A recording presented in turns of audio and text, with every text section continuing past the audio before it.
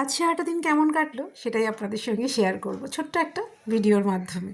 এই যে আমাদের ক্রিসমাসের ডেকোরেশন কেমন হয়েছে অবশ্যই কিন্তু জানাবেন। সকাল সকাল দিনটা শুরু করেছি 1 কাপ চা আর সঙ্গে কিন্তু ফ্রুট কেক দিয়ে। ক্রিসমাস মানে এটা তো মাস্ট, সবার বাড়িতে থাকবেই।